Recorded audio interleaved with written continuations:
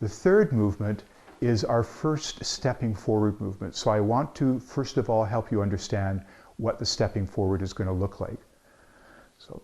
So here we go. First of all, you sink once more into your right leg, but this time, instead of stepping out sideways with your foot, you turn on the ball of your foot so your heel turns out, so your foot is now parallel.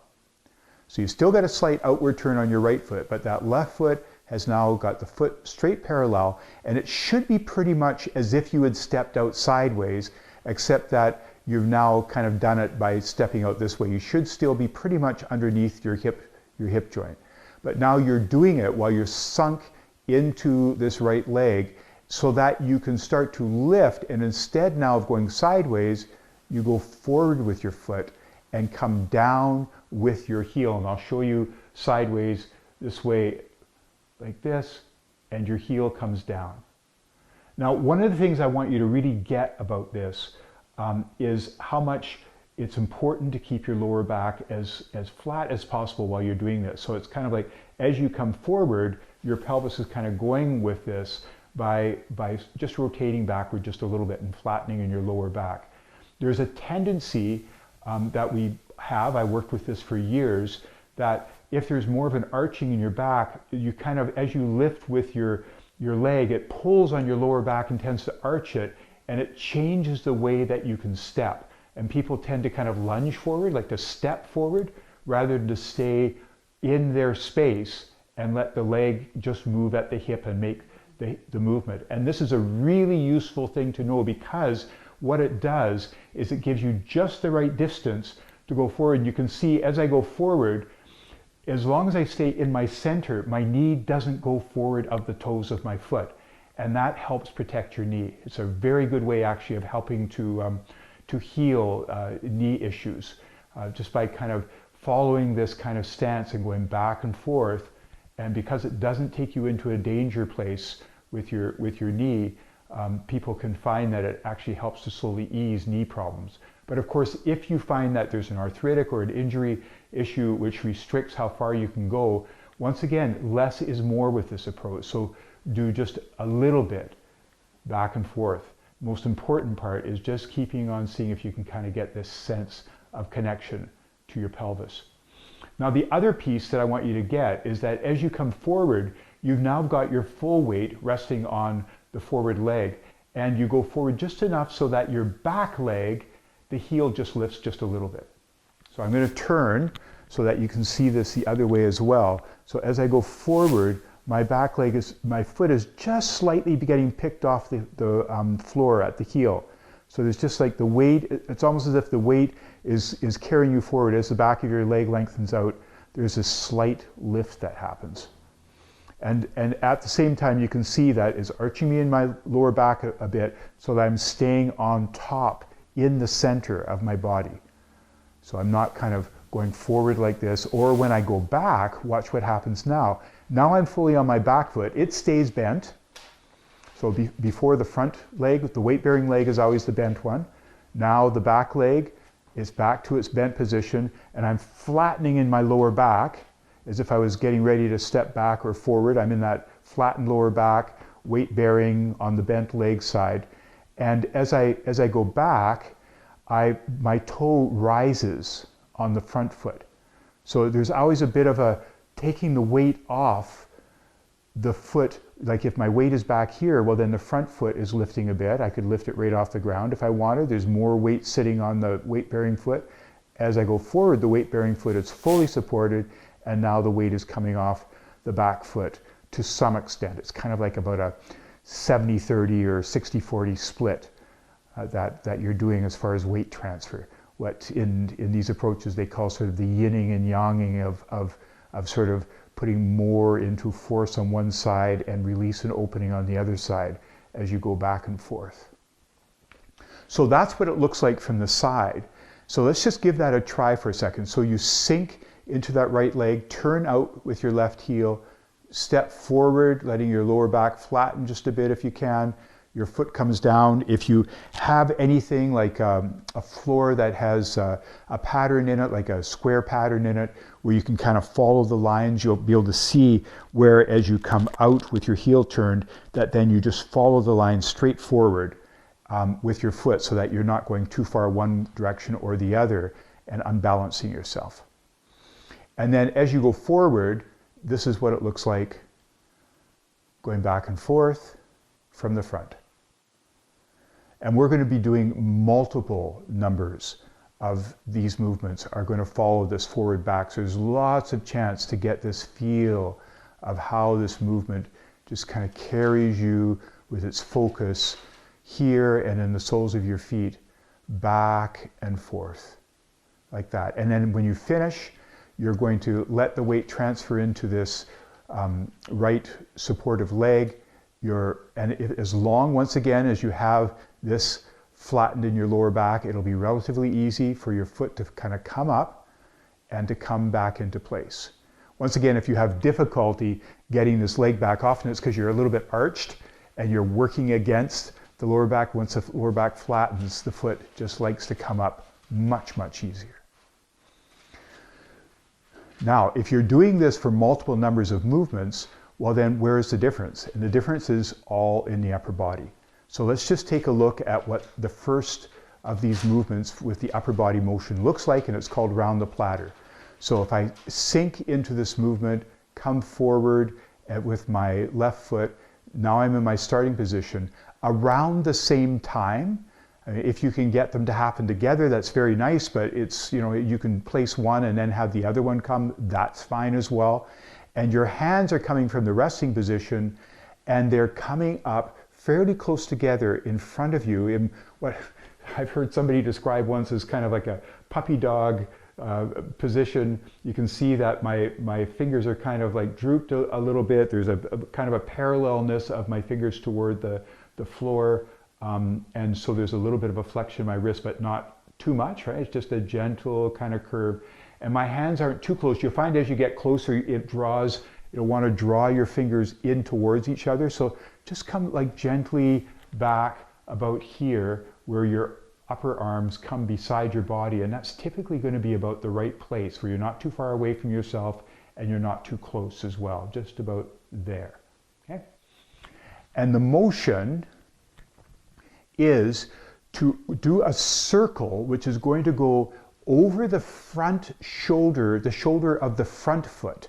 So in this case, the left foot, this way, making a circle, or what's called a platter in this particular movement. And turning at apex is fairly far away from you. So if I come forward like this over the front of my left shoulder, the apex is going to be not here, and not too close, but just a very gentle, like you'll just feel slight movement in your shoulder, but nothing huge as you go forward. And then as you reach the end of the apex, you're coming back over front of your right shoulder. Right? So always going forward over the front leg and then back over the back leg. And you can see what I'm doing. I'm going to switch legs here so you can really see the front leg properly. So as I go forward over the front leg, I'm going out around that side of the circle, reach my apex, come back over the back leg, and just keep on coming back and forth. Your hands are just getting a little bit of a feel of pressure through the wrist. It's almost as if you got kind of like that, you could be like Spider-Man and kind of have the connection happening out from the front of the base of the palm of your hand by the heel, to just kind of feel like that's where you're engaging. Even though your fingers are fairly parallel to the ground, there's a sense of connection close to where the wrist, the hand meets the wrist. And just coming forward and back like that. And I want to show you one more part about it, which is that as you come forward into this motion, I'll do it over your left again, that you don't go too wide. So you'll see as I go forward, you can really barely see my hands come on either side of my shoulders. It's just in front of my shoulders and around, which is partly why it's called a platter, because you'll see it's actually got a little bit of an oblongness to it rather than a big circle to it. Just coming through, and you can see how there's a sense of how my hand positioning is, that I'm actually kind of connecting somewhere just back here a little bit in my hands and coming, and then trailing back. Like there's no real engagement here when you're coming back. You're just kind of trailing back through your fingers, through that heavy air, and then coming forward and finding it again. Okay, so let's put that together now. Here we go. Sinking into the right leg, left foot turns out at the heel. Stepping forward, hands come up to the center, fairly close together, as if they've got a little bit of a tagging together, like they're buddies who are walking fairly close together with each other and can feel each other.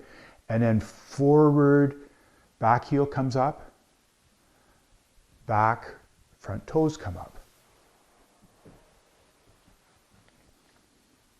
And just slowly go around. So the weight is all on the front foot right now. The weight's fully through the whole back foot. So you really have good support through the front foot right now and through the back foot. The front toes coming up, the back heels just trailing and coming up. And just allowing yourself a chance to explore the dropping into part, which is a lovely part of the repetitiveness of this approach. That you can just start to feel how this one goes, because you're going to go through it a number of times. The typical number is 9, but it's not written in stone on some mountain somewhere. If you have not as much time in your day, you could do 6. You could do more if you wanted. And I'll call the next one 8.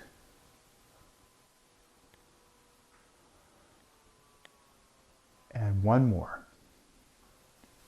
Just let yourself start to feel that coming from your belly, the moving across the soles of your feet, and then flattening in your lower back, picking up that front foot and coming to a gentle resting position.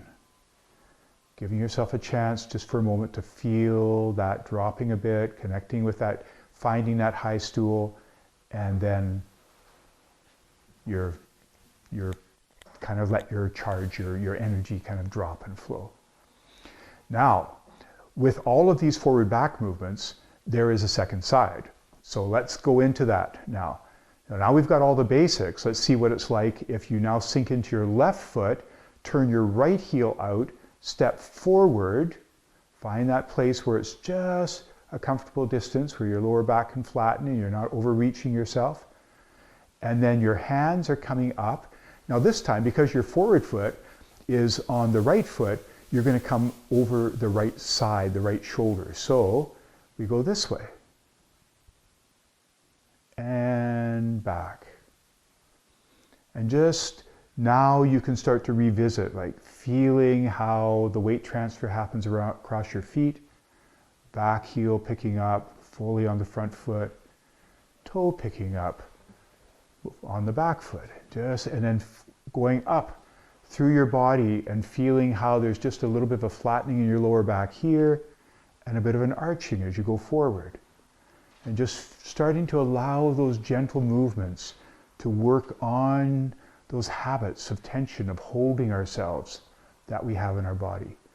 That this gentleness of how our body naturally wants to move starts to kind of work its way into our restrictions.